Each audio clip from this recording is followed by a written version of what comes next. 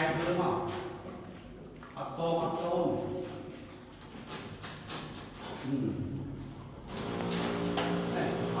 qua mũi chân ăn cất đi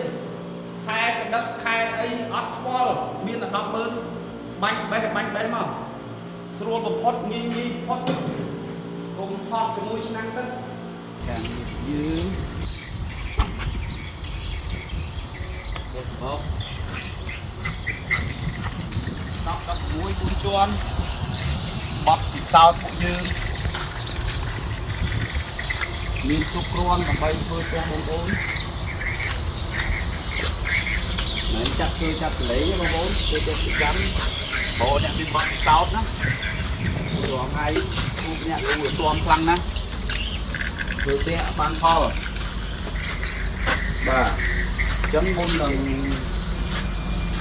ồ nè có chạy cái tê vừa áo ấy mưa bọt thì sao thì vô đặt mưa bọt sao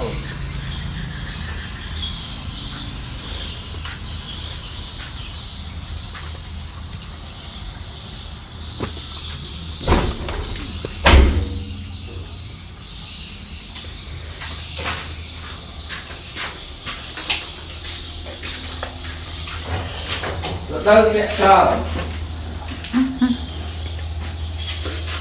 đơn thiện chờ càng lứa sau đại học mùi tì sầm nà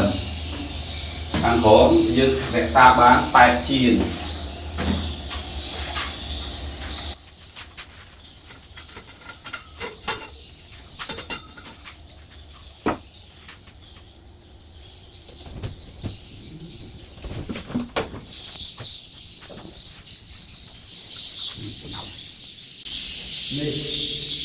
như để ta bán phải chiến để chó hỏi họ những ngắn đất đai ngày những từ ngày để khai học ngày thì học ngày bấy cho nên học bài học nó khai những tập làm đẹp chó cho một dưới cổ viên đẹp là hồi vì suối để ta qua mà chúng tôi giờ nó có dư mặt vào nằm tất lại này thì ăn nhiều đi đây cho phu ca ra sầm nở hót và bãi bao gồm sầm nở một cái cá bao gồm tặng tất nước nó không nó đặt lên ba con cổ sờ lạnh con ăn con ăn nè đã chân cái chặt nó sắt đó cái bước đi cô nhiên con phép bài sàn bò mà đừng phép sàn bò rồi điบอกcái nhiên con đi làm nhiên khai là cái suốiบอกnhư vậy bắt cái vậy là lấy nhau nhấn bài thì còn đi bài vậy thì chấn bộ pra sầm nở praอย่างណាក៏មិនចេះគ្រប់គ្រាន់ក៏មិនចេះល្អដែរព្រោះដោយសារវាអត់ទៀងនេះចំពោះរឿងតែជាកម្មសំណើគ្រប់គ្រងអត់បាននេះពេលខ្លះបងប្អូនបាញ់ទៅ sensor បងប្អូននៅខាងលើគាត់ថាគ្រប់តែខាងក្រោមវាលើដល់ពេលណាវាលើសវាបង្កើតចេញជាមេរោគមានដូចជាវាសម្អាផ្សិតក្លិនស្អុយអញ្ចឹងប្រយ័ត្នមែនតើពេលដែលមានសត្វច្រើនហើយប្រយ័ត្នរឿងក្លិនស្អុយអញ្ចឹងបើចង់បានសត្វច្រើនបើសិនជានៅក្នុងផ្ទះស្អុយបាត់ហើយអុកស៊ីហ្សែនអញ្ចឹងគឺសត្វក៏វារស់នៅត្រូវការអុកស៊ីហ្សែនដែរបើខ្វះអុកស៊ីហ្សែនឲ្យវាទេកុំសង្ឃឹមបានសត្វច្រើននេះបងប្អូនឃើញបាយទេហើយសបុកយើងតិចស្រួយទេthịt bánh nó xui vậy nè thì nhé anh ấy trên tôi lẹ bài chứ đó bột xui chứ nè trứng sầm ráp khai cái đất khai cho nít của như chân máu và lấy ra một nói bánh chung vào chúng nó để làm những cột bánh chung nó bánh hơi mà tròn bánh mà tròn bánh đã tròn tí bánh tròn tí bánh đã tròn tí bánh tròn tí bánh chất vừa dạngนี้vừa bàn thò lương năm nay sẽ bọc dưới họ bài bắt họ mang cú một cái bàn à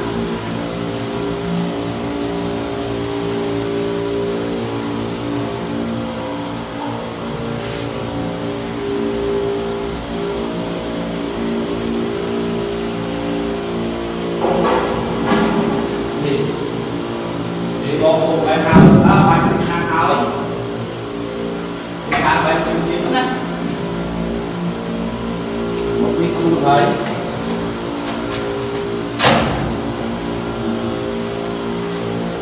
បាញ់យើងជួបតិចមកណា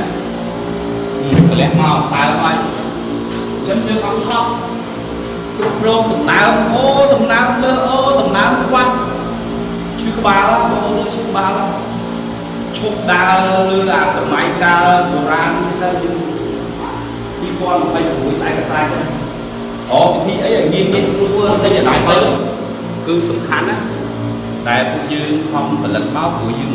មានបទពិសោធន៍សម្រាប់កសិកម្មយើងដឹងថាកសិកម្មទី1សិតព្រោះឈើទីទូទៅត្រូវតែ10សិតអញ្ចឹងបើសិនជាមានសិតគឺសត្វនៅទេទី2គឺស្មើអញ្ចឹងបើមានស្មើក៏ជាកត្តាមួយដែលធ្វើឲ្យកូនសត្វមិនងាយនឹងនៅតែយើងដែរព្រោះជាសត្វសំខាន់មួយដែលបងប្អូនមើលដឹងទេស្មើហើយប៉ះពាល់ជាមួយសបុកប៉ះពាល់ជាមួយនឹងសុខភាពពួកយើងដែលជាអ្នកចូលមកថែទាំចូលមកបេះសបុកអញ្ចឹងជាមួយអារម្មណ៍មើលពួកយើងណាគឺបច្ចេកទេសរបស់ខ្មែរណាផលិតដោយយើងផ្ទាល់អញ្ចឹងអត់មានប៉ះពាល់ជាមួយសុខភាពទេយើងអាចពិសាបានក្លិនក្រអូបឈ្ងុយអញ្ចឹងអត់មានប៉ះពាល់ជាមួយសុខភាពទេបងប្អូនប្រើដោយមានទំនុកចិត្តតែមើលពីបងប្អូន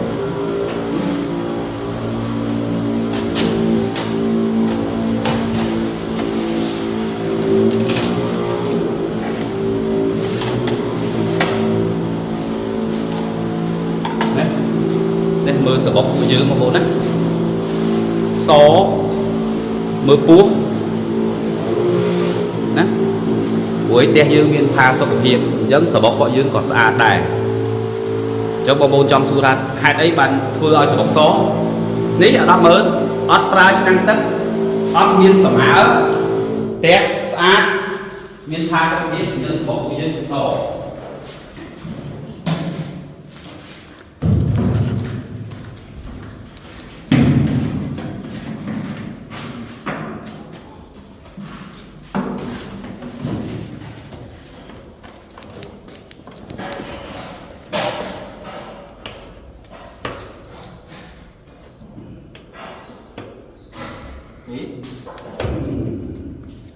នេះហើយដល់បងប្អូនយើងបានដល់ចាំ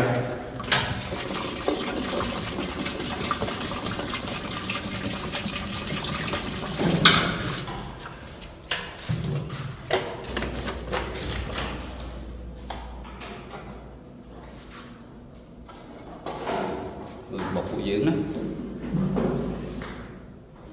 ស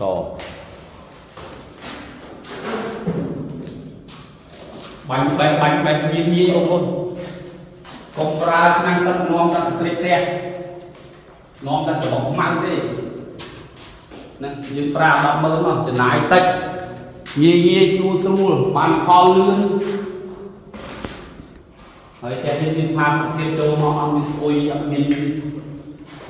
សម្មើមានអីទេស្អាតសបុកអាភ្លឺក្លិតអីគួយនឹងពិបាកបេះណាបាក់បេះអាហ្នឹងក៏ឡើងហ្នឹង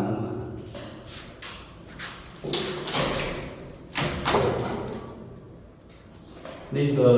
ផ្ទះcủaយើងផ្ទាល់យើងមានបទពិសោធន៍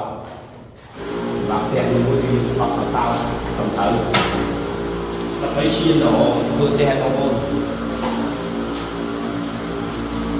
ហើយប្រាប់បងប្អូនមួយទៀតរឿងផ្ទះសបុកបងប្អូនសួរខ្ញុំថាសបុកប៉ុណ្ណាដែលត្រូវបេះសបុកជាទូទៅតែ2ធ្នាប់ដៃយើងវាស់ពីក្រោមដល់លើ2ធ្នាប់ដៃយកកញ្ចក់ឆ្លុះទៅអត់ពងអត់កូនបេះមកបងប្អូនកុំទុកដល់ទុកវាធ្វើពងម្ដងទៀតឬក៏វាធ្វើថែមមកលើមួយទៀត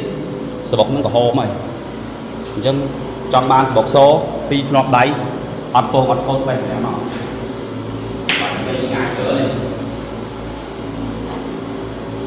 បាទប៉ុណ្ណឹងសូមអរគុណចំពោះបងប្អូនចង់សាងសង់កសិកម្ម រអ្នកជំនាញដែលច្បាស់លាស់មានបទពិសោធន៍មានផ្ទះខ្លួនឯងធ្វើបានផលតែជាកម្មកម្ពុជាអាចជួយបានហើយបើចង់ដឹងពីពួកយើងច្បាស់អាចចូលមើលផ្ទះពួកយើងដែលមានបទពិសោធន៍ខ្លួនឯងបាទសូមអរគុណ